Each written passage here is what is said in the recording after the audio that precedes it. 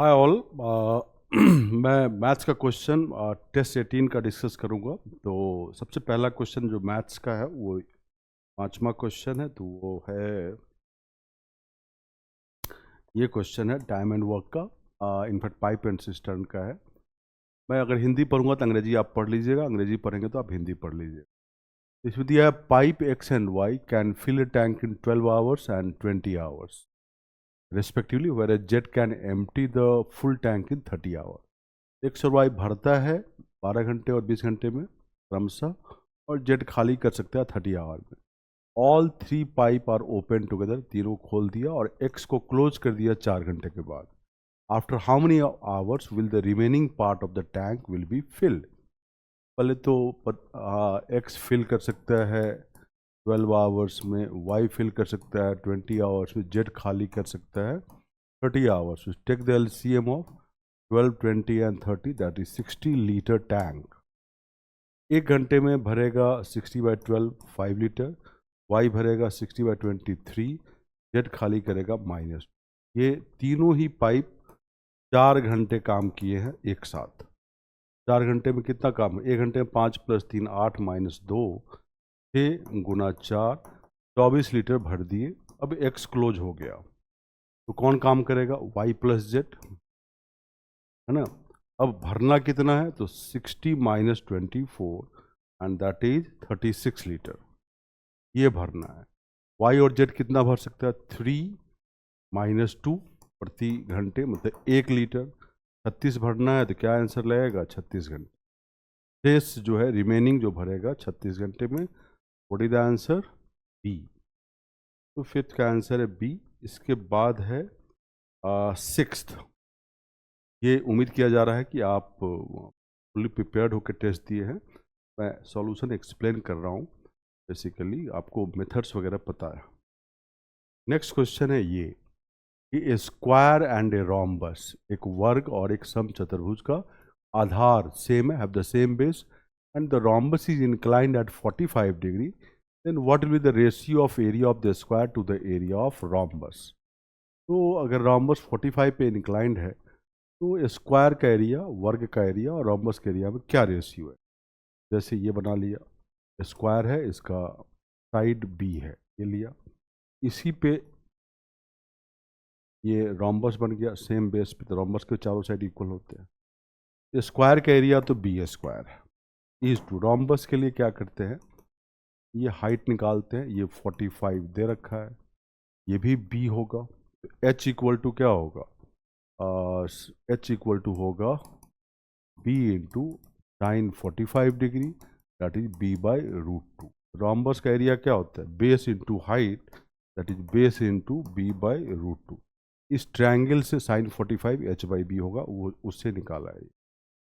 तो ये स्क्वायर तो कट ही जाएगा इससे, तो 1:1/√2, दैट इज √2 = 1 हुआ, and this is the answer, right. This is the next है क्वेश्चन मैथ्स का, क्वेश्चन नंबर 8। ये है कि find a two digit number such that statement दिया हुआ है और the question can be answered by using one of the statement but can not be answered using the other, ऐसे बना हुआ है। तो बेस्ट होता है, डाटा सफिशिएंसी का क्वेश्चन है, कि ऑप्शन के थ्रू चले। तो देखते हैं फर्स्ट से बनता है कि नहीं। मान लो ये XY है, मतलब 10x + y है। अगर हमें XY पता चल जाएगा तो नंबर पता चल जाएगा। The sum of its digit is 20% of the number. x + y 20%, मतलब 1/5 of the number 10x + y। यहाँ से क्या आ गया? 5x + 5y = 10x + y, और यहाँ से आ गया 4y = 5x, तो x/y = 4/5। अब 4 और 5 को प्राइम है, तो यहाँ तो कुछ कट नहीं सकता, तो x को 4 ले सकते हैं, y को 5, और हमारा 45 आ गया। पहले से स्टेटमेंट से तो आ गया। दूसरे से क्या होता है? Twice the number is 36, twice the number, twice 10x + y, 36 more than the number obtained by reversing digit, मतलब संख्या का 2 गुना इनके अंकों को पलट कर बनी संख्या से 36 अधिक है। तो दिस इज इक्वल टू, यहाँ पे बनाओगे तो पलटने पे 10y प्लस एक्स प्लस 36। अब इसको इससे एक्स वाई नहीं मिलेगा, एक्स वाई में इक्वेशन तो है लेकिन यहाँ पे एक ही इक्वेशन एक्स वाई में एक्स वाई की वैल्यू आएगी नहीं इससे, इसीलिए सेकेंड से नहीं बनेगा। तो फर्स्ट से बनेगा बट सेकेंड से हमें एक्स वाई नहीं मिलेगा, इसीलिए इसका आंसर ए होगा कि भाई प्रश्न का उत्तर केवल एक कथन का उपयोग करके दिया सकता है लेकिन दूसरे का उपयोग करके नहीं।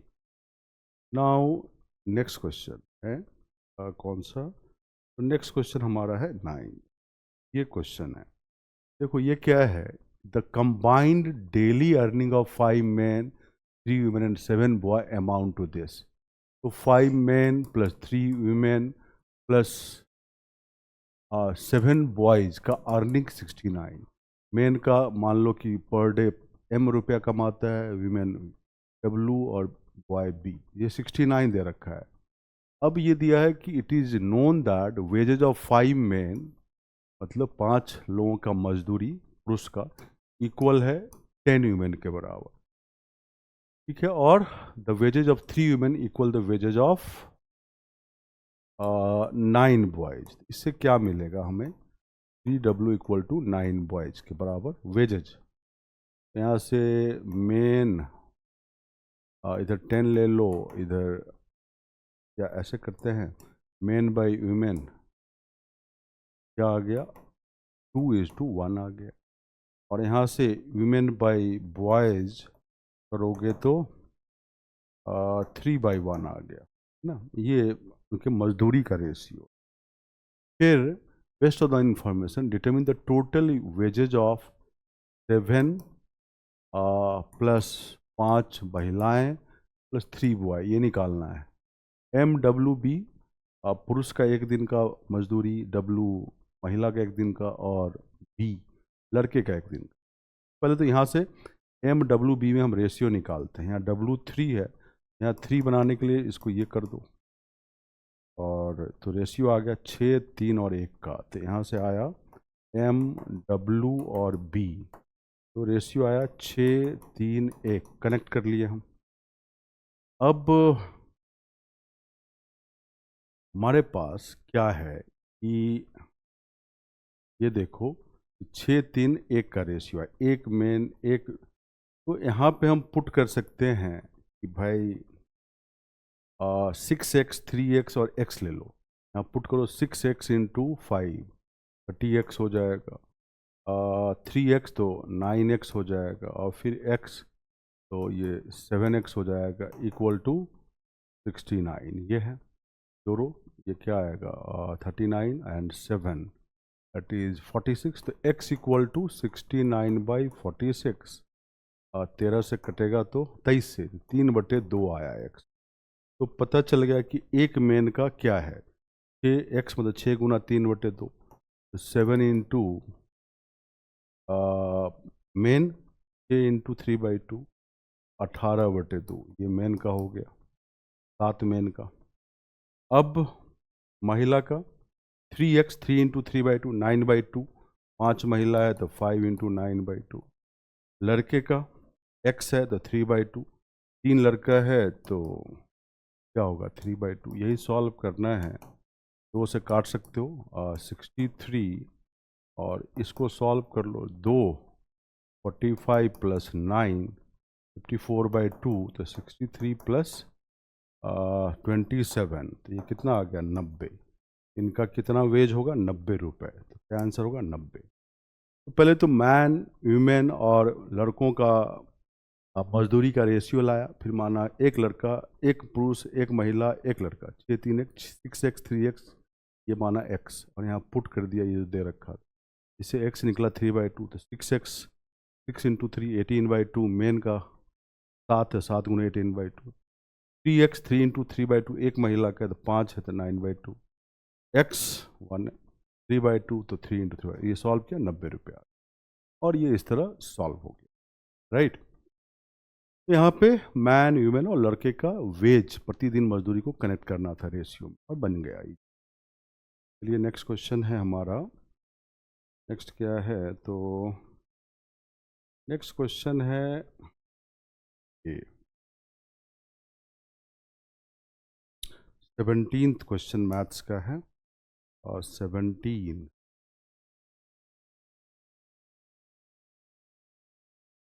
ये क्वेश्चन है, एक रस्सी की लंबाई जिसे एक बकरी बंधी हुई है 11 मीटर से बढ़कर 25 मीटर कर दी गई, वह कितने अतिरिक्त क्षेत्र में चर पाएगी। मान ले कि बकरी सभी दिशाओं में स्वतंत्र रूप से घूम सकती है। अंग्रेजी पढ़ लो।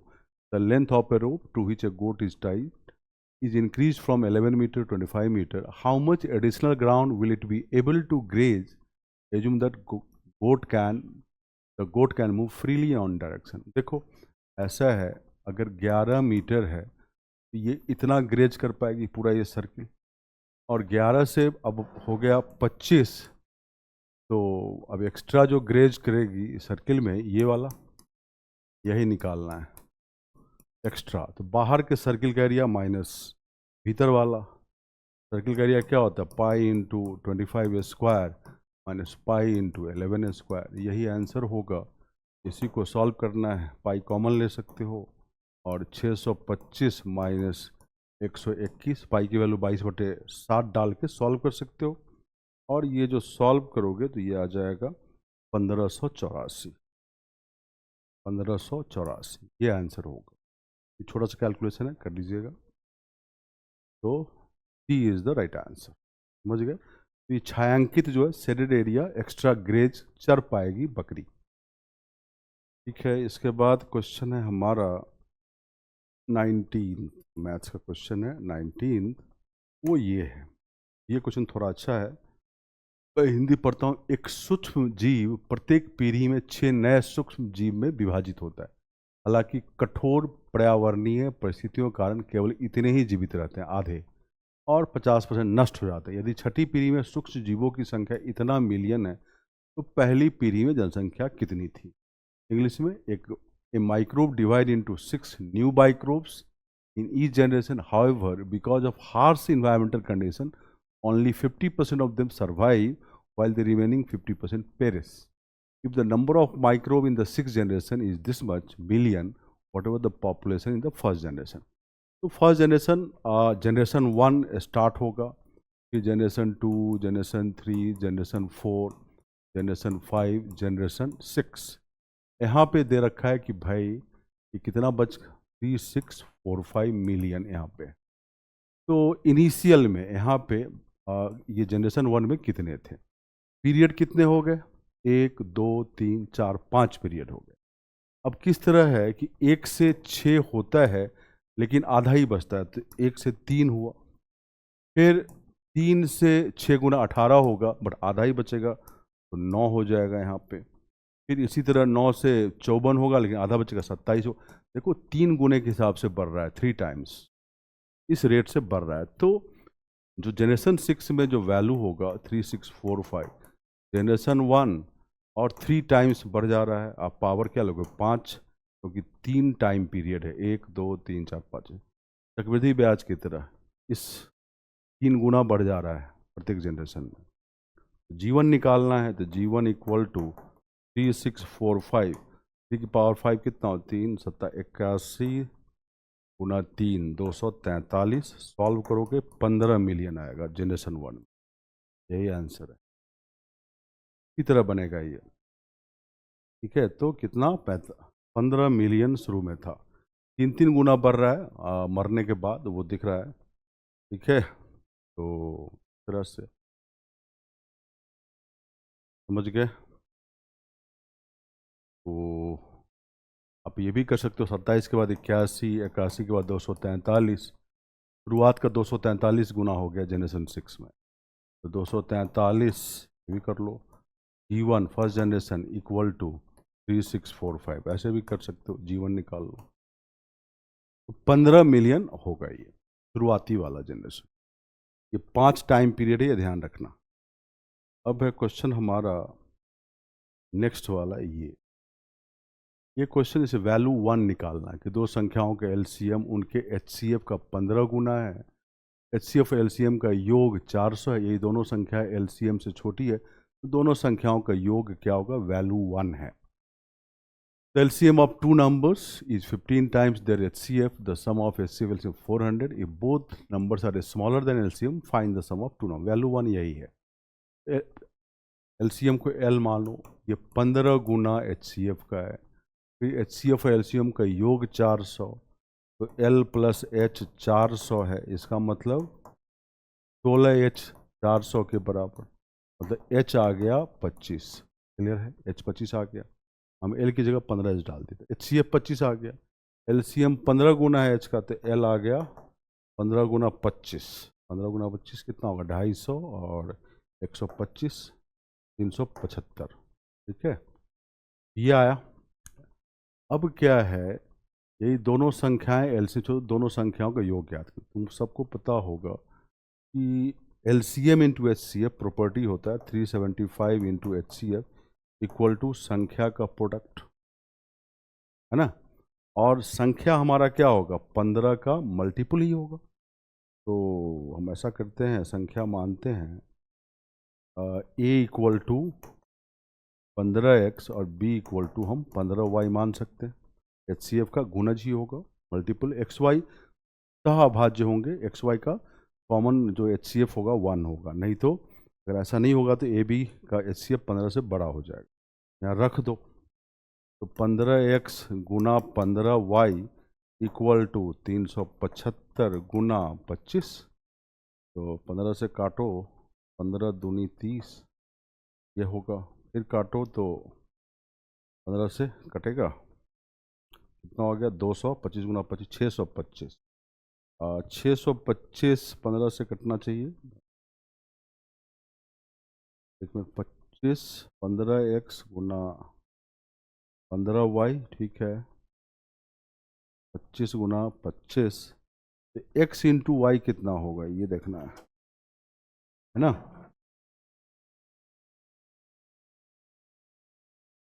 अच्छा सॉरी, h तो 25 आया है ना, सॉरी. तो ये 25x 25y होगा. गड़बड़ हो गया. 25x और 25y ये गड़बड़ हो गया. 15x नहीं, 25x गुना 25y लिखो.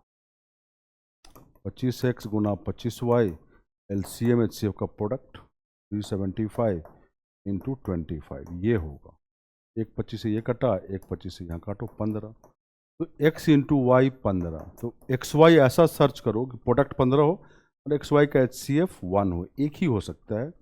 अगर x 3 लेते हो तो y 5 और कुछ भी नहीं. दूसरा 1 और 15 होगा. 1 और 15 लोगे तो यहाँ 25 गुना 15 LCM आ जाएगा संख्या. तो LCM से 25 गुना 15 375 आ जाएगा. तो वो तो हो नहीं सकता, LCM छोटा है. तो मैं x 3 और y 5 लेना पड़ेगा. तो हमें पता चल गया A कितना, 25 गुना 3 75 और B कितना 25 गुना 5 125. 200 हो गया सम. ये वैल्यू 1 हुआ.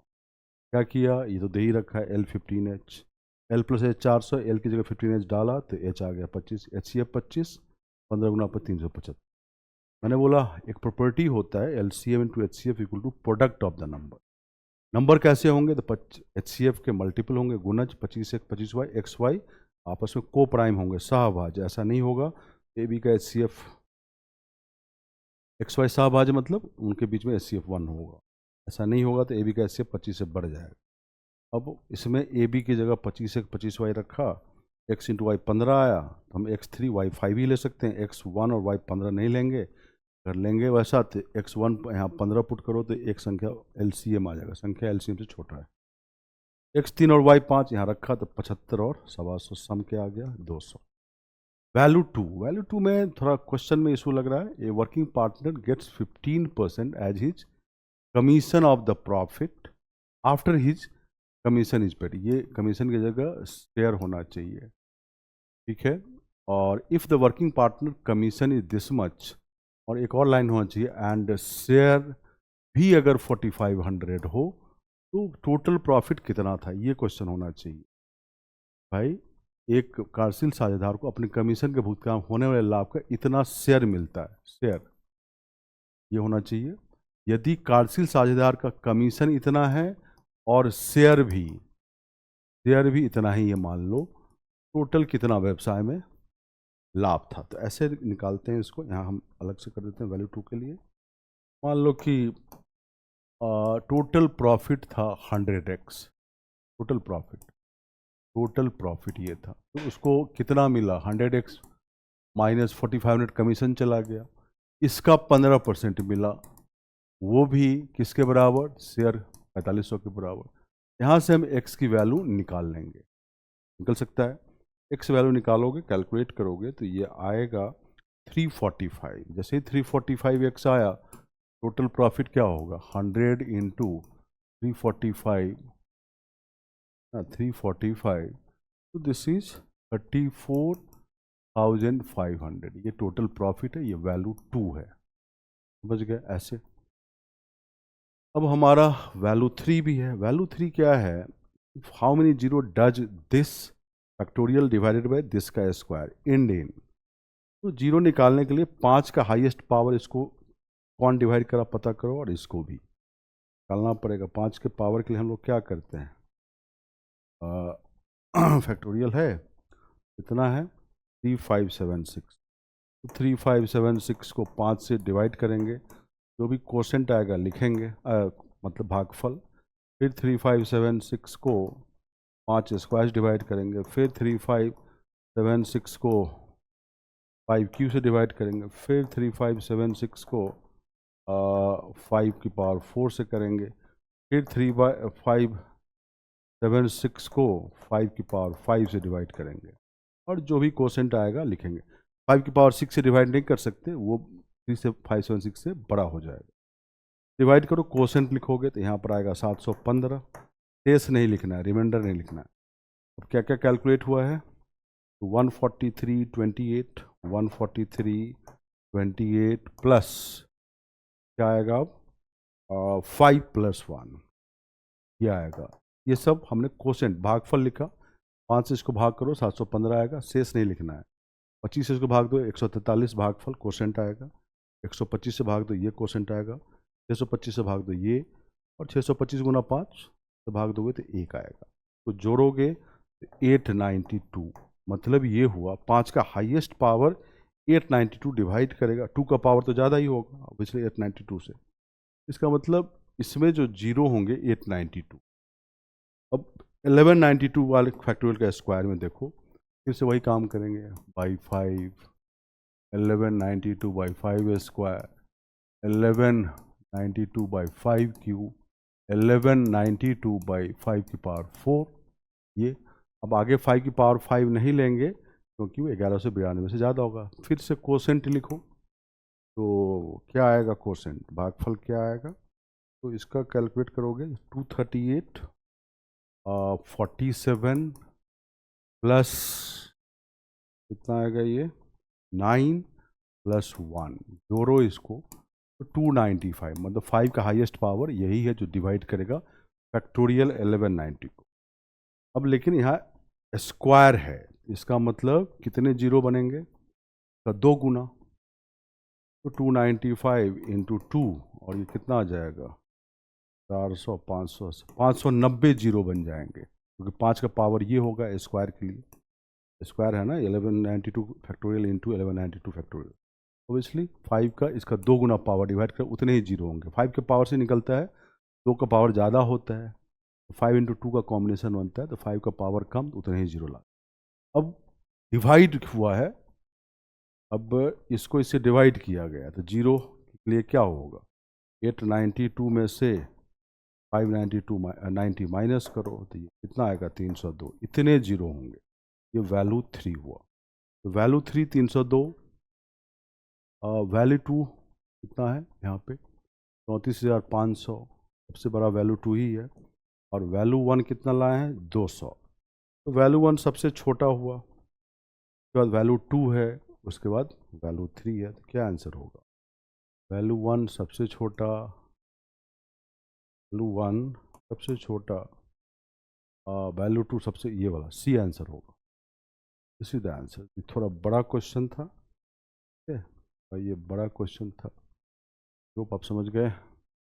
नेक्स्ट है ये क्वेश्चन, ये आसान सा है कि भाई two chemical solution A B are mix together, their concentration, कोई चीज़ का कॉन्सेंट्रेशन होगा उसमें, इस तरह कॉन्सेंट्रेशन इन ए ये है, कॉन्सेंट्रेशन इन बी ये है। Determine the combined concentration C A into C B in its simplest form with positive power. मतलब दो रासायनिक विलयन है ए और बी एक साथ मिलाए जाते हैं, उनकी सांद्रता जो विलयन में जो सांद्रता किसी एक चीज़ का होगा इस प्रकार व्यक्त किया गया। तो ये जो दोनों का ज्वाइंट सांद्रता है ये सी ए इंटू सी बी, तो सरलतम रूप में रखना है और घातांक पॉजिटिव हो, कुछ नहीं करना है। सी ए इंटू सी बी करोगे ये 8a² b² इंटू सी और ये क्या है सी बी रख दो यहाँ पे। तो 5 into b-2 into c-4 into D. अब देखो b-2 और b2, b की पावर 0 1 हो जाएगा, तो 8 इंटू 5 तो 40 हुआ, और b का पावर तो 0 हो जाएगा, a², c का पावर 1 और -4, c की पावर -3 और d की पावर 1। तो घातांक पॉजिटिव रखना है, तो 40a² इंटू डी नीचे ले लो c³ ये होगा। क्या आंसर होगा देखो 40a² D c³, D is the right answer. तो क्या आंसर होगा D, right. So D is the right answer रहा। अब है हमारा 29। 29 है भाई, इसको अगर 87 से डिवाइड करेंगे तो शेष क्या आएगा। ऐसा है 87 से 523 को डिवाइड करोगे तो रिमाइंडर 1 आएगा, तो 1 की पावर 119 ही रहेगा। प्लस 1566 को 87 से डिवाइड करोगे तो कट जाएगा, 0 रिमाइंडर आएगा। और 439 को 87 डिवाइड करोगे तो रिमाइंडर 4 आएगा। भाई 87 ये तरीका है, 1 की पावर कुछ भी हो 1 ही रहेगा। ये 5/87, क्या रिमाइंडर बचेगा 5। क्या आंसर है, राइट। अब है अगला क्वेश्चन, ये देखिए, ये है what is the average weight of the group of athletes. ठीक है, बताना है, और ये स्टेटमेंट है और फिर ये डाटा सफिशिएंसी क्वेश्चन है। यदि हम सबसे भारी एथलीट जिसका वजन 90 किलोग्राम है को बाहर कर दें तो समूह का औसत घट जाता है। ठीक है, मान लो समूह में कितने लोगों नहीं पता है, तो समूह में मान लो n लोग हैं और a औसत है, इस वाले कंडीशन से क्या आएगा। यहाँ से तो सम तो n इंटू ए होता है, तो 90 किलोग्राम वाला हट गया, तो NA-90 नया सम है, इसको n से डिवाइड करोगे तो इससे औसत आएगा। 3 किलोग्राम घट जाता है तो A-3 औसत हो। अब देखो यहाँ से Na तो कट जाएगा क्रॉस मल्टीप्लाई करने पे, लेकिन हमारे पास क्या बनेगा, मिनट, यदि हम सबसे भारी जो को बाहर कर दें n इंटू A-90/n, ठीक है, यहाँ से हमारा a निकल सकता है, यहाँ से हमारा a निकल, अच्छा n-1 होगा, सॉरी, एक आदमी तो कम हो गया, तो यहाँ से na तो कट जाएगा, बट na में एक इक्वेशन मिल जाएगा, नहीं आएगा, a निकल नहीं सकता है। अब अगला देखो, यदि सबसे हल्के एथलीट जिसका वजन इतना किलोग्राम है वो बाहर करें तो समूह का औसत वजन बढ़ जाता है। यहाँ से क्या आएगा, Na हल्के वाले को हटाया, लेकिन लोग तो अब n-1 ही है। अब वजन क्या होता है, औसत वजन A+2 हो जाता है। यहाँ से भी Na तो कट जाएगा क्रॉस मल्टीप्लाई कर, n और a में एक रिलेशन आएगा, तो पहला से n और a में रिलेशन आया, दूसरे से भी n और a में रिलेशन आया, तो दोनों को सॉल्व करेंगे तभी हमें a मिलेगा, औसत मिलेगा। तो अभी दोनों स्टेटमेंट चाहिए तभी हम औसत निकाल पाएंगे, इसीलिए इसका आंसर प्रश्न का दोनों कथन का एक साथ उपयोग करके दिया जाता है, लेकिन किसी भी कथन का अकेले उपयोग करके नहीं। The question can be answered by using both the statement together but can not be answered using either statement. Solve करने की जरूरत नहीं है, दो इक्वेशन ए और एन मिला, ए भी मिलेगा एन भी मिलेगा। हमें तो एथलीट के समूह का औसत ए पता करना, दोनों को सॉल्व करना पड़ेगा। इसलिए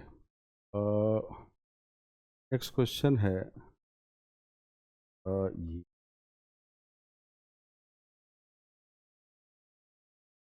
ये क्वेश्चन थोड़ा सा मेंसुरेशन का कि how many bricks of this size are needed to construct a wall. Statement 1, statement 2। Wall इतना मीटर लॉन्ग, इतना हाई, इतना थिक है। वॉल में 2 ओपनिंग है गेट का, इसका ये मेजर है, तो ऑब्वियसली मोटाई उतना ही होगा 0.4।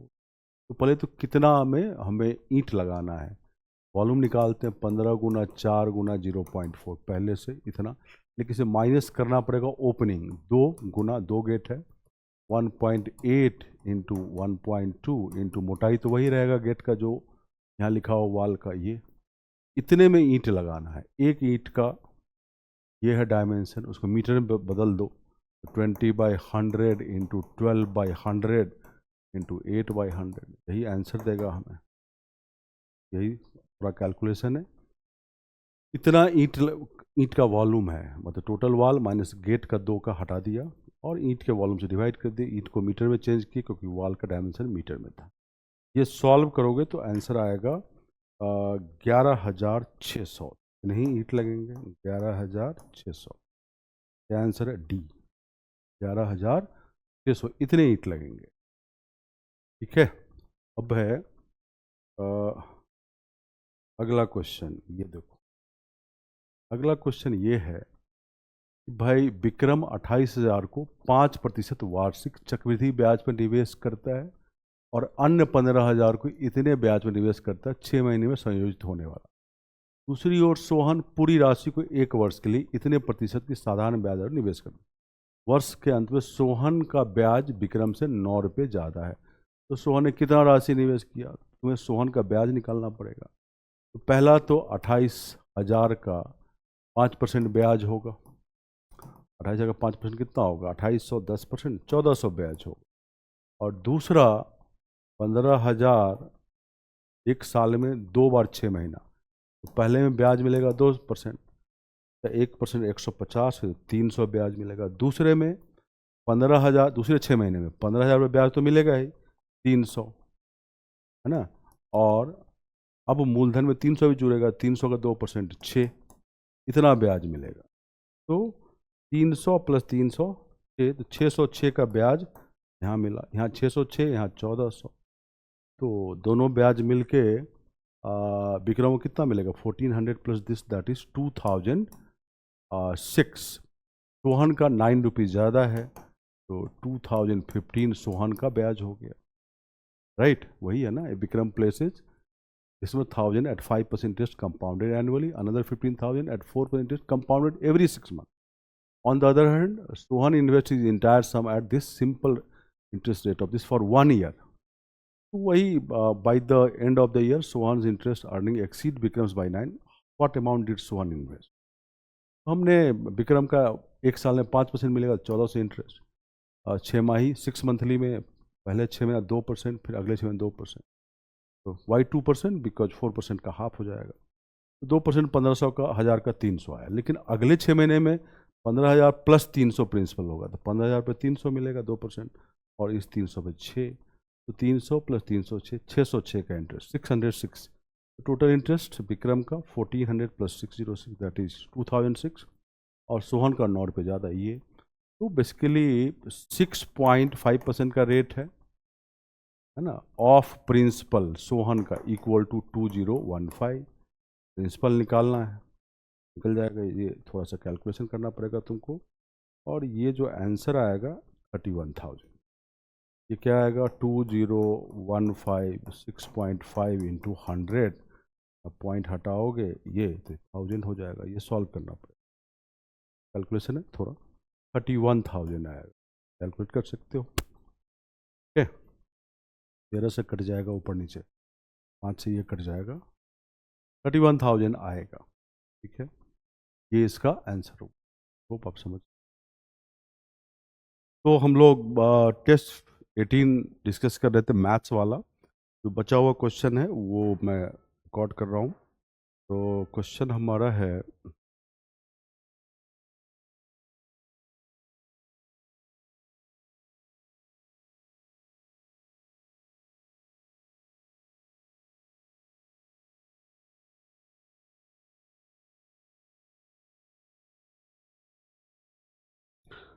ये क्वेश्चन है, ये थोड़ा सा लेंदी क्वेश्चन है। क्वेश्चन ये है कि एक नाव को बंदरगाह ए से बंदरगाह बी तक नदी के प्रवाह के साथ जाने में 3 घंटे लगते हैं, प्रवाह के साथ, और बंदरगाह ए तक वापस लौटने में 4 घंटे लगते हैं। एक अन्य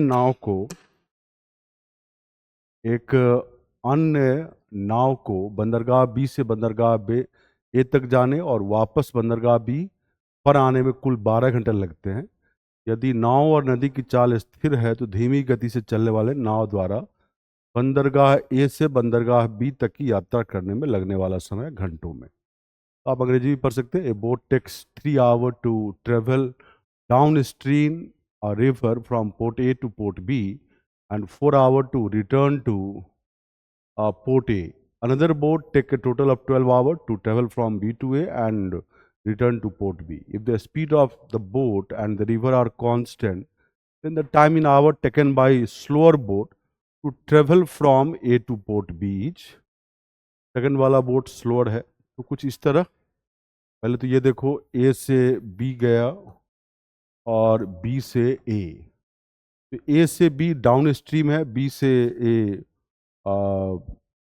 अप स्ट्रीम है, तो 3 घंटे लगते हैं डाउन स्ट्रीम में पहले बोट को, लौटने में 4 घंटे। मान लो यहाँ से यहाँ की दूरी डी है और बोट का स्पीड x1 है और y रिवर का स्पीड है, तो जाने में समय d by x1 plus y. x1 boat का स्पीड, y रिवर का स्पीड, d a से b distance.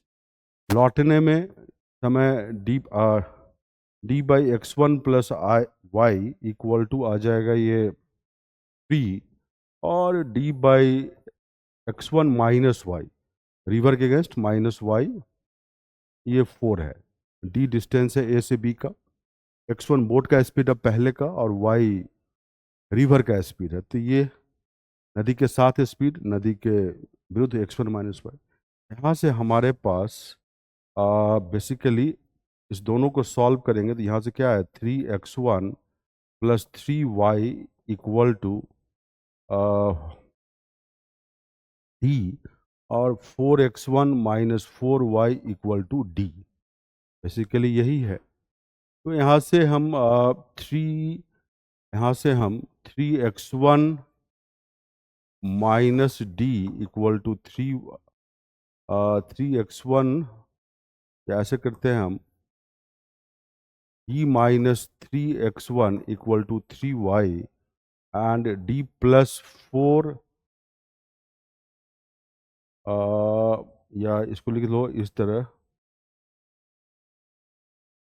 Minus D plus 4x1, ये x1 है, minus D plus 4x1 equal to कितना आ जाएगा, 4y। तो यहाँ से हम देख सकते हैं कि x1 को और d को y के टर्म लाते तो x1 7y आएगा, ऐड करने पे ये कट जाएगा, और x1 पुट कर दो तो d आ जाएगा, तो d आएगा हमारा 24y। तो हम x1 और d निकाल लिए और इसको हम स्टार मान लेते हैं, ठीक है, y के टर्म में निकालें। किसके टर्म में, y के टर्म में, थोड़ा सा बड़ा है, और d नहीं, हाँ यस, तो x1 और d निकाल लें, इसको हम आगे यूज करने वाले हैं। अब दूसरे बोट का है, दूसरे बोट का आने और जाने का दिया है, बी से ए गया है और फिर ए से बी गया है 12 घंटे में। दूसरे बोट का स्पीड मान लो x2 है, तो d by x2 plus Y, river के साथ स्पीड से डिवाइड किए, d by x2 minus Y equal to क्या आ जाएगा, 12 घंटे। ये आया, ये दे रखा है। अब यहाँ पे हम क्या कर सकते हैं, तो यहाँ से हम ये कर सकते हैं कि यहाँ से d कॉमन लेके इधर डिवाइड कर लेते हैं, तो 1 by x2 plus Y plus 1 by x2 minus Y equal to 12 by D. यहाँ से क्या आएगा, 2x2 equal to x2 square minus Y square, और d की जगह हम y डाल सकते हैं, ये स्टार से 24y, तो 24y डाल लेते हैं, 24y ये कट जाएगा और यहाँ से आया हमारे पास क्रॉस मल्टीप्लाई करने पे x2 square minus Y square equal to 4x1y। अगर हम वाई स्क्वायर से डिवाइड करें, ये हो जाएगा x2/y का स्क्वायर माइनस 1 4। ये x2 है हमारा, ठीक है। ये आ जाएगा हमारा 4x2/y, वाई स्क्वायर से डिवाइड किए हैं। अब अगर हम t मान लें x2/y को, ये हो गया t² minus 4t-1 equal to 0। यहाँ से t की वैल्यू हम निकाल सकते हैं, क्वाड्रेटिक इक्वेशन है। तो 4 प्लस माइनस 12/2, तो ये हमारा आ जाएगा 2 प्लस माइनस √3 आएगा, क्योंकि x2 और y दोनों पॉजिटिव है तो t निगेटिव वाला ले सकते हैं क्या। t का आया हमारे पास सॉल्व करके, just a minute, 16 t² minus 4t-1, तो ये 16, ओ सॉरी, ये 20 होगा, ये गड़बड़ हो गया, ये 20 होगा। तो ये आएगा 2 प्लस माइनस √5। तो t कभी निगेटिव नहीं होगा, बिकॉज x2/y को माने हैं, x2y दोनों पॉजिटिव है, तो t की वैल्यू हम पॉजिटिव केवल यही रखेंगे। तो t क्या है हमारा, x2/y, x2/y equal to 2 plus √5। तो यहाँ से आ गया x2 equal to 2 plus √5 y आ गया। अब हमारा आंसर निकल गया। क्वेश्चन में था कि हमें दूसरे नाव को ए से बी जाने में कितना समय लगेगा, है ना। तो ए से बी जाने में कितना समय लगेगा, ए से बी हमारा क्या है, तो डाउन स्ट्रीम है, नदी के साथ है। तो समय जो लगेगा d/, तो समय लगेगा हमारा वो ए से बी डाउन स्ट्रीम मतलब नदी के साथ, तो d/x2 प्लस y समय लगेगा, है ना। यही निकालना है। x2 हम ला चुके हैं 2 प्लस √5y, और d पहले ही निकाले थे हम 24y। तो ये है 2 plus √5y plus y। x2 की जगह हम 2 प्लस √5 इंटू y डाल दिए, तो ये y हमारा कट जाएगा और ये आएगा 24/3 प्लस √5। इसको हम रेशनलाइज कर सकते हैं, और रेशनलाइज करके इसको हम, अब रेशनलाइज करके सॉल्व करना पड़ेगा। तो जो सॉल्व करेंगे हम, तो ये आएगा 6 इंटू 3 माइनस √5, ये कर लेना। तो यही हमारा समय निकालना था, और ये आंसर आ गया। पहला वाला आंसर आएगा। फर्स्ट वाला आंसर है, ये थोड़ा बड़ा है। पहले इंफॉर्मेशन से x1 d1 y के टर्म में, दूसरे इंफॉर्मेशन से हम x2 y के टर्म में निकाल लिए, फिर कैलकुलेट कर लिए। राइट, थोड़ा बड़ा सा क्वेश्चन था। अब है अगला क्वेश्चन। ये अगला क्वेश्चन हमारा है कितना नंबर, तो अगला क्वेश्चन है हमारा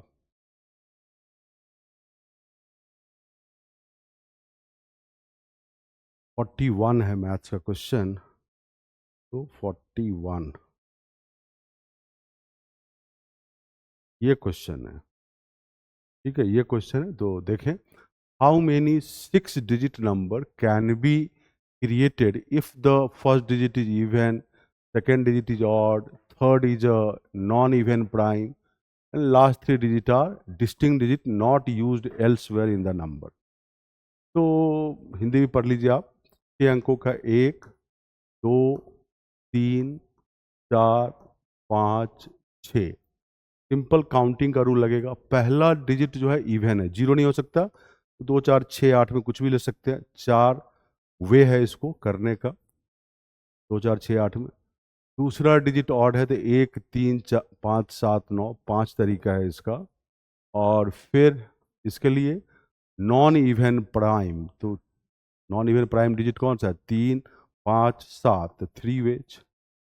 तो 3 डिजिट यूज हो गया। अब यहाँ पे टोटल 10 डिजिट होता है, तो यहाँ पे 7 तरीका है, यहाँ पे 6 तरीका है, यहाँ 5 है, 7 वेज, 6 वेज एंड 5 वेज, क्योंकि ये सारे काम करेंगे भरेंगे तभी हमारा नंबर बनेगा। तो मल्टीप्लिकेशन रूल ऑफ काउंटिंग लगता है, तो 4 into 5 into 3 into 7 into 6 into 5 इतने नंबर बनेंगे, और आप इसको मल्टीप्लाई करेंगे तो ये आएगा 12,600। तो यही आंसर है। तो B is the right answer, ये तरीका कर।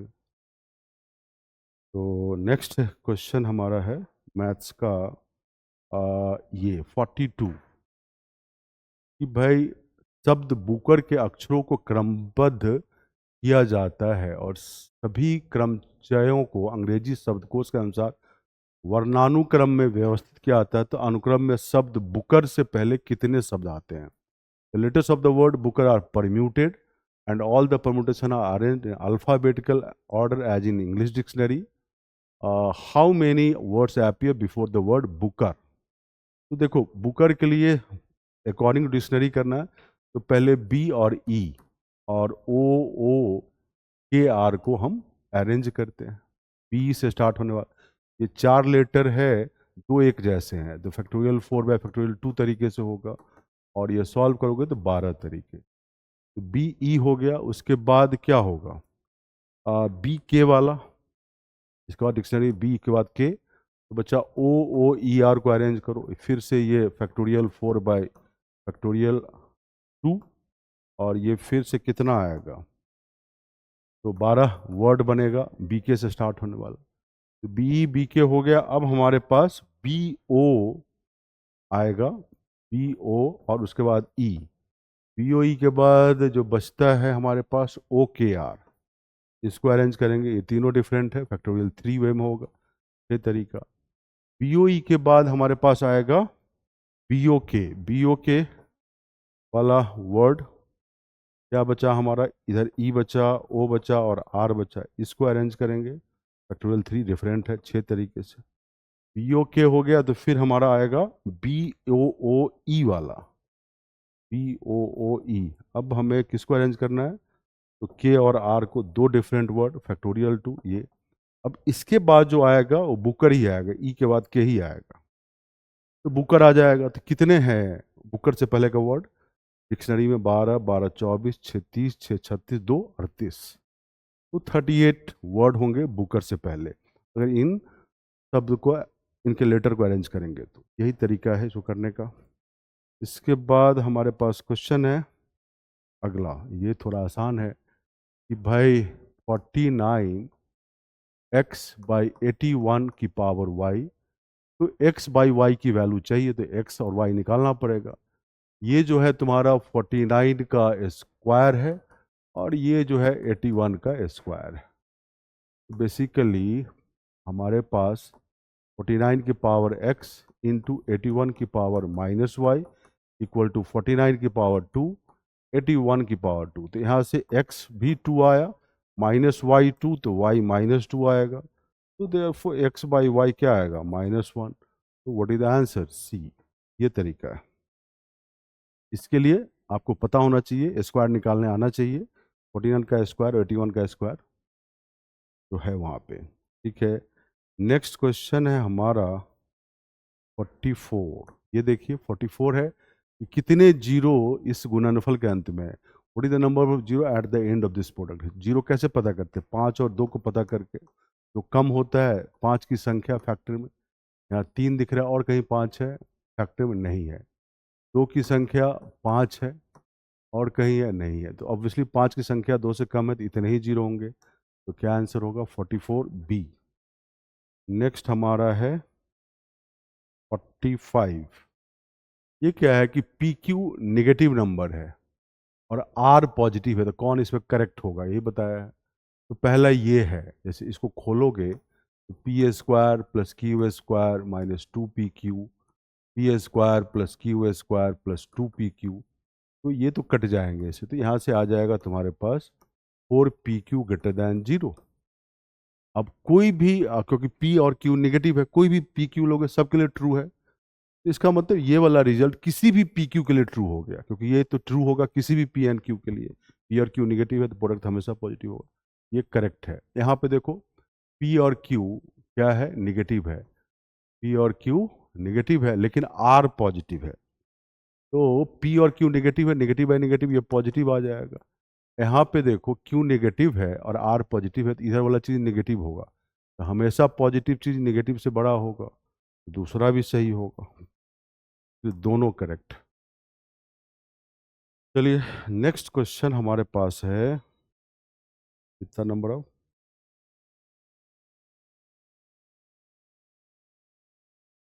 नेक्स्ट क्वेश्चन है 53। 53 क्वेश्चन है।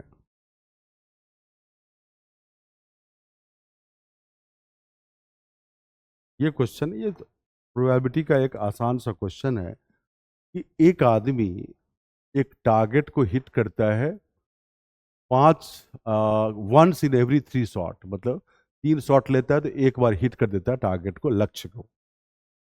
ही फायर्स 5 शॉट्स इन सक्सेशन, वो 5 शॉट लगातार फायर करता है, तो क्या प्रोबेबिलिटी, क्या प्रायिकता है कि hit the target at least once? तो ये होता है प्रोबेबिलिटी ऑफ कम से कम एक, at least once equal to, at least once equal to 1 minus probability of none. None मतलब कोई भी हिट ना करे, अब पहला फेल, दूसरा फेल, तीसरा शॉट भी फेल, चौथा भी, पांचवा भी फेल, तो ये है 1 minus probability of fail into probability of fail, सब हो जाएगा इंटू में ऐसे 5 बार, तो 1 माइनस प्रोबेबिलिटी ऑफ फेल की पावर 5, ठीक है, पावर 5।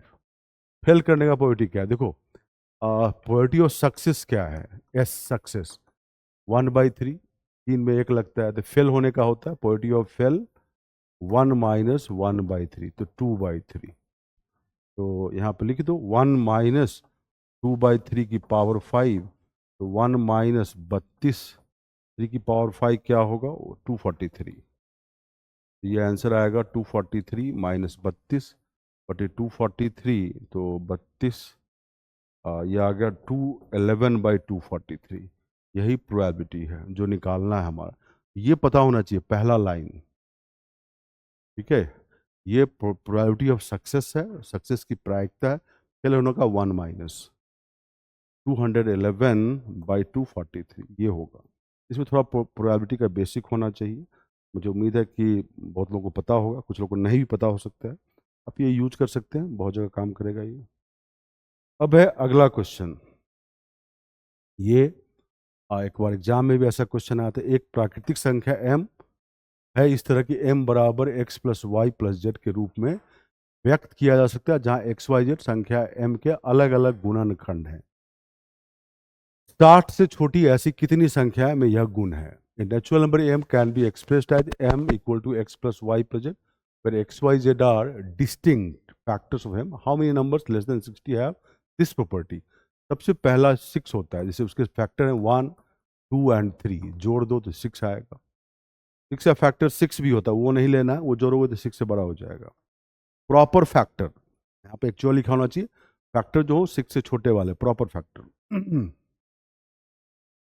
तो अब 60 से कम, तो इसको 2 से गुना करो, 12, 2 4 6 हो जाएगा, फिर 6 को 3 से गुना करो 18, तो ये भी 3 से गुना होगा, 3 6 और 9, ऐसे होते चले जाएंगे, कितना होगा 18, 6 का 24, 24 के लिए 4 से गुना करो, ऐसे होते जाएंगे, 30, 36, फिर 36 में देखो 6 से गुना करो, फिर 42, फिर 48, और फिर 8 से गुना किए 6 को, फिर 54, और अगला तो 60 ही होगा, तो 60 तो लेना नहीं है, 60 से कम लेना है नंबर्स, 1 2 3 4 5 6 7 8 9, तो क्या आंसर होगा 9, what is the answer 9। Next question है, ये देखो, if the 5 digit number is divisible by 5 7 and 11, then what is the value of a plus 2b? तो हमें निकालना पड़ेगा a और b, पहले डिविजिबल बाय 5, मतलब 5 के लिए तो पता है कि अंतिम लास्ट डिजिट या तो 0 होगा या 5 होगा, अगर हम b 0 लेते हैं तो नंबर क्या बनेगा, 6 8 9 a 0। अब इसको 11 से डिविजिबल होने के लिए पता है तुमको कि digit eight odd place 6 + 9 + 0 -8 + a, ये 11 से डिविजिबल होना चाहिए, दैट इज 7 - a, या तो ये 0 हो, और 11 लोगे तो अगर 11 लोगे तो a माइनस में आ जाएगा, नहीं लेना, -11 लेते हैं तो a 18 आ जाएगा, नॉट पॉसिबल। एक ही पॉसिबल है, a की वैल्यू 7। अब इस केस में देखो नंबर क्या बनेगा, 68970। देखो ये 7 से डिविजिबल है, 7 9 जा 63, 59 56, 37 नहीं है, तो ये 7 से डिविजिबल नहीं है। तो इसका मतलब है कि A7 वाला चीज नहीं हो सकता, B0 वाला पॉसिबल नहीं है, तो B5 ट्राई करेंगे, ये वाला। तो B5 लिया तो नंबर आया 689A5। अब 11 से डिविजिबल होने के लिए 6 + 8 + 5, और डिजिट पे जो नंबर उसका सम, +9 + a, ये 11 से डिविजिबल होना चाहिए 0, तो 14 19 10 - a। अब 10 - a 0 लेने पे तो a 10 आएगा, नहीं पॉसिबल है। 10 - a अगर 11 लेते हैं तो a क्या आ जाएगा, -1, ये भी नहीं पॉसिबल है, a डिजिट है। 10 - a -11 ले सकते हैं, तो a क्या आएगा, जस्ट ए मिनट, 14 5 19 -9, तो 10 - a 0 लेंगे तो a 10, नॉट पॉसिबल। 10 - a 11, तो a क्या आ रहा है, -1, और 10 - 1 -11 लेते हैं तो a क्या आ रहा है हमारा, 21, तो एक भी नहीं आ रहा। फिर से देखो कुछ गड़बड़ है इसमें, तो हम लगता है गलत ऐड किया। 6 + 8, नंबर क्या है, 689, सॉरी गलत लिख दिया मैंने, और दिस इज 689, ये क्या आया था, 70, ये अच्छा यहाँ उल्टा लिख दिया मैंने, ये है 68975। अब ठीक हो जाएगा, तो ये क्या आ जाएगा, देखो इसको, 6 + 9 + 5, ठीक है, 6, जस्ट अ मिनट, B5 तो हमें अभी ए पता करना है ना, ये ए पता करना है, तो 6 + 9 + 5 -8 + a, ये 11 से डिविजिबल होना चाहिए, 11 से चेक कर रहे हैं ए पता करने के लिए, तो ये 20 - 8 - a, ये 11 से डिविजिबल होना चाहिए, मतलब 12 - a, 12 - a 0 लेंगे तो a 12 आएगा, ये पॉसिबल नहीं है। दूसरा 12 - a 11 भी ले सकते हैं, क्योंकि 11 से डिविजन होना चाहिए, तो a आया 1, ये हो सकता है।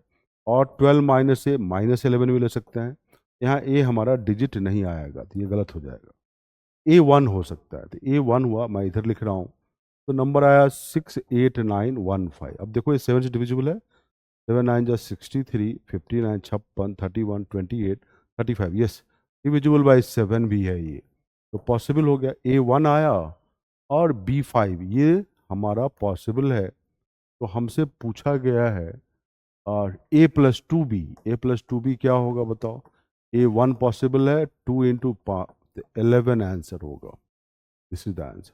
तो कैसे किया, पहले 5 से डिविजन होने के लिए B0 5, B0 लगे, फिर हम 11 से किए तो A पॉसिबल, 7 आया, तो हमने 7 डाल के देखा तो 7 डिविजन नहीं हुआ ये, तो A हम 7 नहीं ले सकते, हम B भी 0 नहीं ले सकते हैं। तो B5 पर ट्राई किए तो A आया हमारा 1, अब देखें कि 7 से डिविजिबल हो गया, तो ये नंबर पॉसिबल है, तो A1 और B5 पॉसिबल है, A+2B 11 आ गया, तो this is the answer, right. अब है ये क्वेश्चन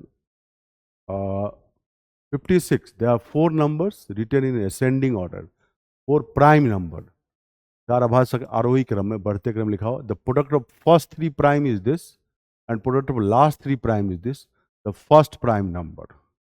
तो बेस्ट है कि विकल्प से चलें आप, तो आप विकल्प से चलेंगे तो अगर 17 लेंगे तो अगला नंबर 19, उसके अगला प्राइम नंबर कौन सा होगा, 17 19 23, उसके आगे 26 29, ये 4 नंबर आएंगे। और आप देखना कि 17 × 19 × 23 करोगे तो 7429 आएगा, और 19 इंटू 23 इंटू 29 करोगे तो 12,673 आएगा। तो इसलिए 17 यही होगा। 29 वाले से करोगे, 29 से स्टार्ट करोगे तो प्रोडक्ट ये नहीं आएगा। तो बेस्ट है कि विकल्प से चलें, बेस्ट तरीका यही है। ठीक है, नेक्स्ट है क्वेश्चन 57, रिमाइंडर का क्वेश्चन है। What is the reminder when this is divided by 17? तो बेस्ट तरीका है कि आप 17 से 91 को डिवाइड करेंगे तो क्या आएगा, 6 का स्क्वायर, रिमाइंडर 6 आएगा। और 17 से इसको करें तो 85, 3 का क्यूब और 2 का स्क्वायर, ये लिखेंगे। ये आ गया 36, 9 और 27 गुना 4, 17। 17 36 को डिवाइड कर तो 2 रिमाइंडर, 10 और 4 17, मतलब 80 बटे 17, 68, 12 रिमाइंडर आएगा। What is the answer? 12। ये तरीका है, 12 आएगा इसका। ऐसे निकालते हैं। 91 को 17 से किया तो 6, 88 को किया 3, ऐसे लिख के फिर आगे हम बढ़ गए। रिमाइंडर्स का तरीका निकालने का यही होता है। नेक्स्ट क्वेश्चन है ये कि the sum of 2 digit number p q plus r s is a 3 digit number 1RT where the letter PQRST represent distinct digit. Determine the value of P. ये एग्जाम में क्वेश्चन ऐसा आया हुआ है। तो इसको हम कैसे करते हैं? इसको लिख सकते हैं 10P प्लस Q, इसको लिख सकते हैं 10R plus S, and this is 100 plus 10R plus T। तो 10R तो कट जाएगा। किसी भी R के लिए ये ट्रू है, मतलब किसी भी R डिजिट लो ट्रू है। यहाँ से आया 10P plus Q plus S equal to 100 plus T। तो लेफ्ट का नंबर 100 से बड़ा होना चाहिए क्योंकि राइट का नंबर 100 से बड़ा है। और T कोई डिजिट है, मैक्सिमम 9 हो सकता है, 109 हो सकता है। अब Q प्लस S डिजिट है, इसका सम डिफरेंट डिजिट है तो अधिक से अधिक क्या हो सकता है? 17। अगर ये 17 होगा और 100 से ऊपर ये नंबर है तो P तो हमें कम से कम 9 लेना पड़ेगा। एक ही पॉसिबिलिटी है कि P9 लेना पड़ेगा, तभी ये पॉसिबल हो सकता है। अदरवाइज P8 लोगे तो इक्वल हो ही नहीं सकता है ये। तो P की एक ही पॉसिबिलिटी है कि 9 ले सकते हैं। 90 प्लस, यहाँ पे हम 10 से ज़्यादा ले सकते हैं Q प्लस एस को, तो 100 प्लस आ जाएगा। अदरवाइज Q प्लस एस, क्योंकि Q प्लस एस अधिक से अधिक क्या हो सकता है? 17, यही हो सकता है ना।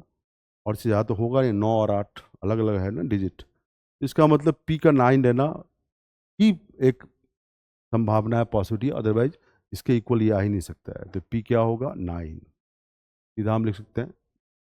यही क्वेश्चन था ये। इसके बाद हमारे पास क्वेश्चन है अगला,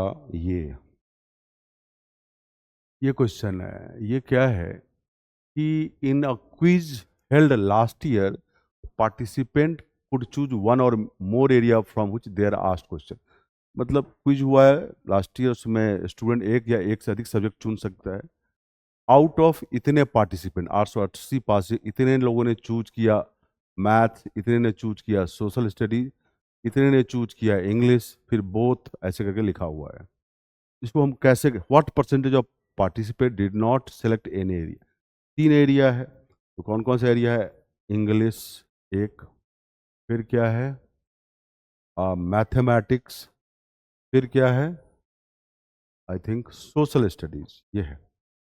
ऐसे क्वेश्चन को, यहाँ 3 वेरिएबल है, मैथमेटिक्स इंग्लिश सोशल स्टडीज। ऐसे में सबसे पहले कॉमन एरिया तीनों का भरना चाहिए। तो 24 चूज ऑल द एरिया। ठीक है, कितने प्रतिशत प्रतिभागियों ने किसी भी क्षेत्र को नहीं चुना? तो पहले ये पता करेंगे कितने हैं जो इन तीनों को चुना नहीं, किसी को भी। वो और वो divided by 880 total into 100 answer हुआ। कितने लोगों ने नहीं चुना कैसे पता करें? तो 24 तीनों को चुनता है।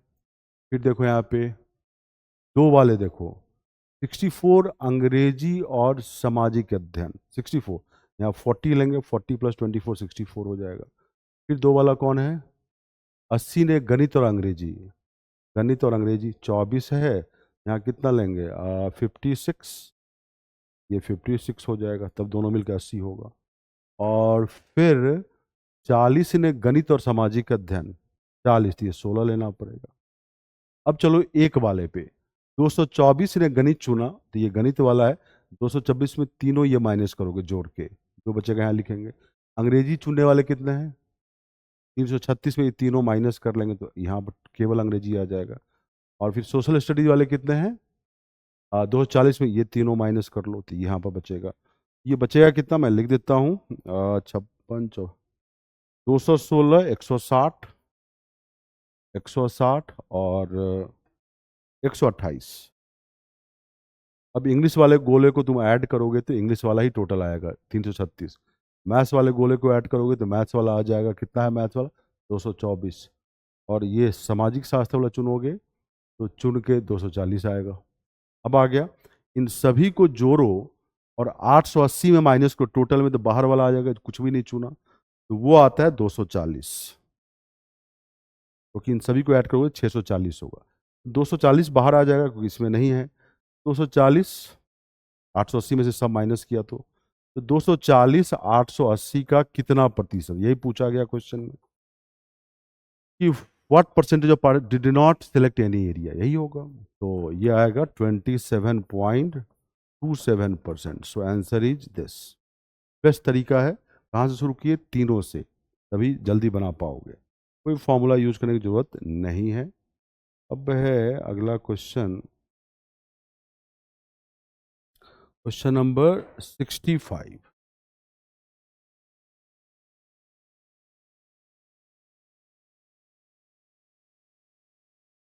ये रहा 65 कि यदि दो प्राकृतिक संख्याओं के बीच का अंतर 21 है तो उनके बीच स्थित 7 से विभाज्य संख्याओं के बारे में क्या कहा जा सकता है?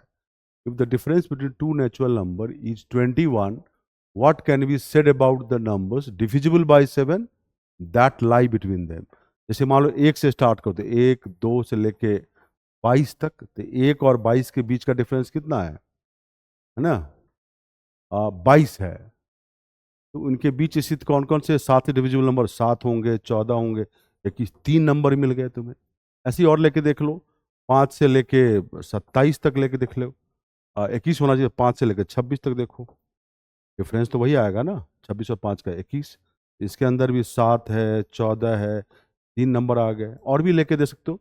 तो 3 या 3 से कम आएंगे नंबर, ठीक है, 2 भी आ सकते हैं। तो पूछा है कि exactly one such number, exactly two, more than one, यही आंसर होगा। ठीक है, 3 तो हम दिखाई दिए, मोर देन वन तो होगा, कभी 2 भी आ सकता है ना?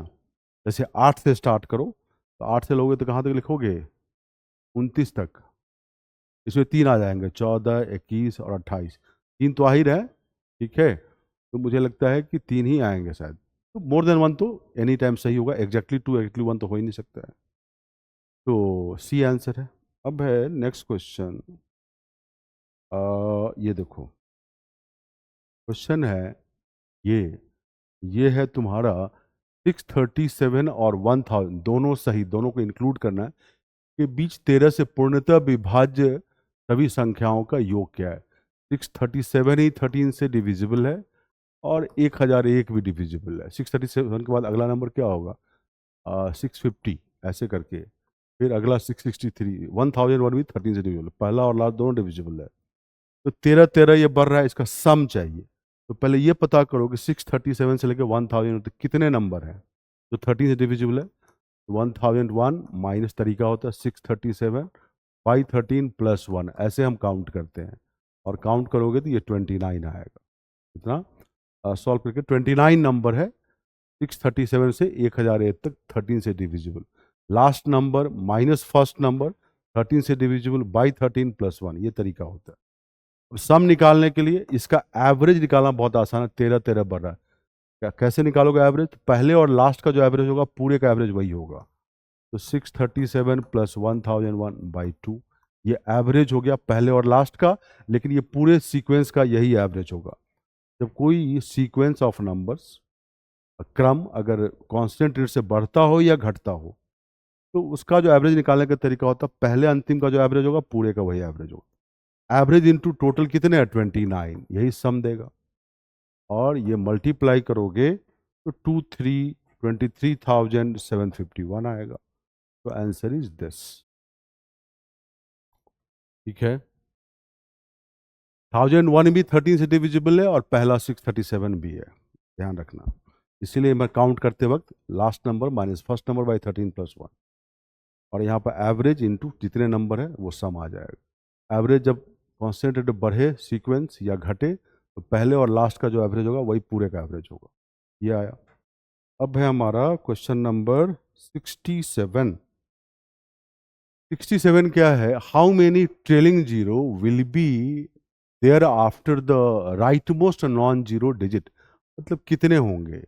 ये पावर में फैक्टोरियल 7 है, ये पावर में है। तो पहले तो इसमें पता कर लें। ठीक है, इसमें पता करने के लिए हम 5 का पावर निकालेंगे। 65 में 5 का हाईएस्ट पावर क्या डिवाइड करता है, तो 65/5, 65/5², 65/5 क्यों नहीं लिख सकते, 5 का मैक्सिमम पावर निकालने के लिए। मतलब ये तरीका होता है। तो 65/25 तो हम कोसेंट केवल लिखते हैं, कोसेंट भागफल। यहाँ 13 आया और यहाँ 65/25 2 आएगा, कोसेंट, रिमाइंडर नहीं। 65/25 2, तो 15। तो इसका मतलब 5 की पावर 15 मैक्सिमम है जो डिवाइड करेगा फैक्टोरियल 65 को। उसी तरह फैक्टोरियल 85 के लिए 85/5, 85/5², 85/5 क्यों ले सकते हैं? नहीं, 5 क्यों, 125 से 85 को डिवाइड नहीं करेंगे, कर नहीं पाएंगे, 0 कोसेंट हो जाएगा। ये नहीं लेंगे, यहीं तक लेंगे। यहाँ से आया तुम्हारा 17 कोसेंट भागफल, और इसको दिए तो 3, 20, मतलब 5 की पावर 20 है जो फैक्टोरियल 85 को डिवाइड करेगा। 20 मैक्सिमम पावर है। तो कहने का मतलब इस ब्रैकेट के अंदर जो फैक्टर बन रहा है 5 का, मैक्सिमम 35, 15 + 20, और पावर भी फैक्टोरियल 7 लगा हुआ है। तो 5 का जो 5 कितनी बार होगा, बेसिकली 35 इंटू फैक्टोरियल 7 टाइम्स। जितनी बार 5 होगा इसमें फैक्टर के रूप में उतने ही जीरो बनेंगे लास्ट में, क्योंकि 2 की संख्या उससे बहुत ज़्यादा होगा। तो आई होप ये आपको पता है ये तरीका, कि आप टेस्ट दे रहे हो, फाइनल टेस्ट दे रहे हो। नहीं तो मैंने बताया, पहले भी डिस्कस किया ये चीज़। तो 35 इंटू फैक्टोरियल 7 के लिए 37 ये करना पड़ेगा, 7 into 6 into 5 into 4 into 3 into 2 into 1 multiply करना पड़ेगा, और ये आएगा 1,76,400। इतने जीरो बनेंगे, इतने जीरो बनेंगे। जितने 5 हैं, 5 कितनी बार फैक्टर है, तो इतनी बार 35 इंटू दिस, क्योंकि 5 की पावर 35 इस बेस को डिवाइड करता है, मैक्सिमम 5 और 35, और पावर में फैक्टोरियल 7। तो 5 कितनी बार है, इतनी बार, उतना ही जीरो होगा। इसीलिए इसका आंसर है ये 1,76,400 मल्टीप्लाई करके आएगा वो। अगला है क्वेश्चन ये, if s is the sum of all integer from 1 to 55 inclusive, 1 और 55 को इंक्लूड करना है, what is the sum of all factors of s। तो सबसे पहला काम, तो s क्या है, 1 + 2 + 55 तक अभी जस्ट बताया है। 1 2 3 ऐसे बढ़ रहा है, तो एवरेज निकाल लो। तो 1 + 55/2, जो एवरेज होगा 1 2 से लेकर 55 तक का, यही होगा फर्स्ट और लास्ट का एवरेज। और कितने संख्या, 55, मल्टीप्लाई कर दो, ये सम दे देगा। और ये आएगा 28 × 55। अब ये जो नंबर है, इसके कितने, जितने भी फैक्टर होंगे उनका सम। तो सबसे पहला काम, प्राइम में इसको फैक्टराइज करो, तो क्या आएगा, 2 की स्क्वायर इंटू 7 इंटू 11 इंटू 5। तो 2 स्क्वायर इंटू 5 इंटू 7 इंटू 11। अब ये फैक्टर्स बनाएंगे, कितने फैक्टर्स नहीं निकालने हैं, सम क्या है। तो 2 स्क्वायर के फैक्टर जो होगा उसको एक ब्रैकेट में लिखो, 2 स्क्वायर 2 की पावर 1 एंड 1, और इसको ऐड कर दो। ये तरीका है सम निकालने का इनके फैक्टर्स का। क्योंकि 2 स्क्वायर 4 के फैक्टर क्या होंगे, 4 2 1 लिख दिया मैंने। 5 के फैक्टर 2 ही होंगे, 1 एंड 5, इसको ये लिख दो, फैक्टर लिख के ऐड कर दो। 7 का फैक्टर 1 + 7, 11 का फैक्टर 1 + 11, 1 एंड 11। अब इसको जो मल्टीप्लाई करोगे ये सम ऑफ फैक्टर आएगा। यही तरीका है। फैक्टर्स काउंट करने का, पावर में 1 ऐड करके मल्टीप्लाई करते हैं। फैक्टर्स नहीं काउंट करना, सम। तो 2 स्क्वायर के जो फैक्टर है इस ब्रैकेट में सम डाल दिया है, 5 का फैक्टर 1 एंड 7, 7 का फैक्टर 11 का फैक्टर। अब इसको तुम्हें ये कितना आएगा 7 इंटू 6 इंटू 8 इंटू 12, यही सम ऑफ फैक्टर्स आएगा। तो 7 इंटू 6 इंटू 8 इंटू 12 ये कितना आएगा, मल्टीप्लाई करोगे 42 इंटू 96, 42 इंटू 96 बेसिकली यही है ना, 42 इंटू 96, यस। अब यहाँ पे या तो मल्टीप्लाई करो, नहीं तो इसके यूनिट डिजिट क्या होंगे, 2 इंटू 6 12, 2 होंगे, एक ही 2 वाला दिख रहा है, यही आंसर होगा। और नहीं तो मल्टीप्लाई करो 4032, यूनिट डिजिट से ही पता चल गया कि ये 2 यही होगा, ठीक है। तो ये आंसर है। अब अगला क्वेश्चन है, ये देखें क्या है, what is the smallest number greater than this that when divided by any one of this leaves a remainder of 3। 980 से बड़ी सबसे छोटी संख्या क्या है जिसे 5, 7, 4 और 6 में से किसी से भाग देने पर 3 शेष प्राप्त। ये प्रॉपर्टीज का एलसीएम का क्वेश्चन है। जो संख्या होगा इसको सेटिस्फाई करने वाला वो होगा k into LCM of 5, 7, 4, 6 plus 3 reminder. k क्या है, 1, 2, 3 ऐसे करके ले लो, है ना।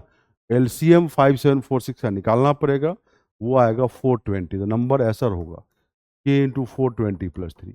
अब 980 से बड़ी पहली संख्या है जो इसको सेटिस्फाई करे, k2 लोगे तो छोटा हो जाएगा, ऐसे तो k3 लो, k3 लोगे तो 1260, 1263 आएगा। ये यही नंबर है 980 से बड़ी सबसे पहली संख्या, इनफैक्ट सबसे छोटी संख्या 1263, ये आंसर हो गया, राइट। अब है क्वेश्चन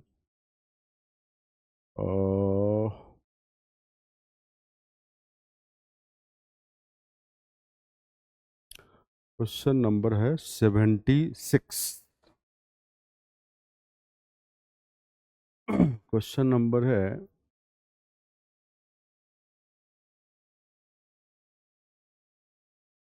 ये पूछा गया, निम्नलिखित व्यंजक का इकाई अंक ज्ञात कीजिए। तो बहुत साधारण सा क्वेश्चन है, जैसे ये 6 है, कुछ ही पावर हो, इकाई अंक 6 होगा, यूनिट डिजिट। ये 5 है, any power unit digit will be 5, into में है, बाकी की जरूरत ही नहीं है। इन दोनों से क्या आएगा, यूनिट डिजिट 0 आएगा।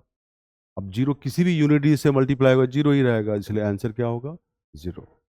ये प्रेजेंस ऑफ माइंड को चेक किया है, ओके। और नेक्स्ट क्वेश्चन है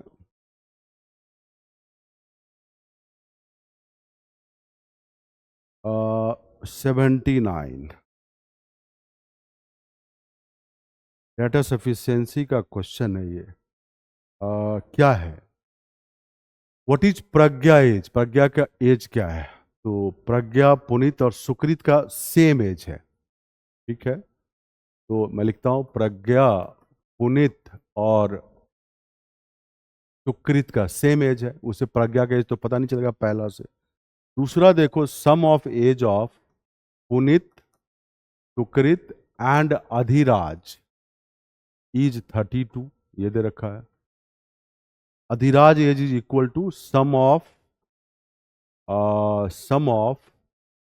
पुनीत एंड सुकृत, ठीक है।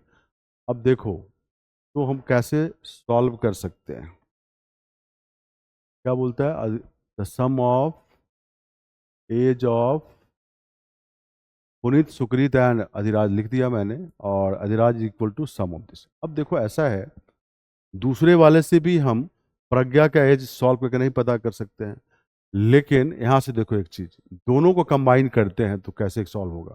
पहले तो इसकी जगह हम क्या लिख सकते हैं, ये इसके बराबर थे अधिराज, अधिराज, अधिराज प्लस अधिराज 32, तो अधिराज का उम्र आ गया 16।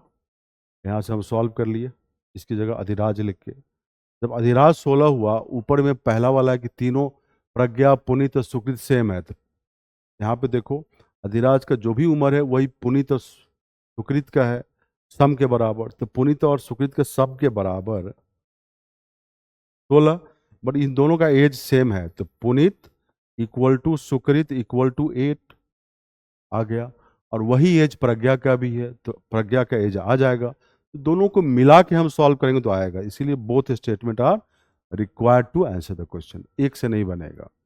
समझ गए? पुनीत सुकृत का एज का सम ए के बराबर अधिराज, अधिराज प्लस अधिराज 32, अधिराज आया। अधिराज जैसे ही आया तो पुनीत प्लस सुकृत आया।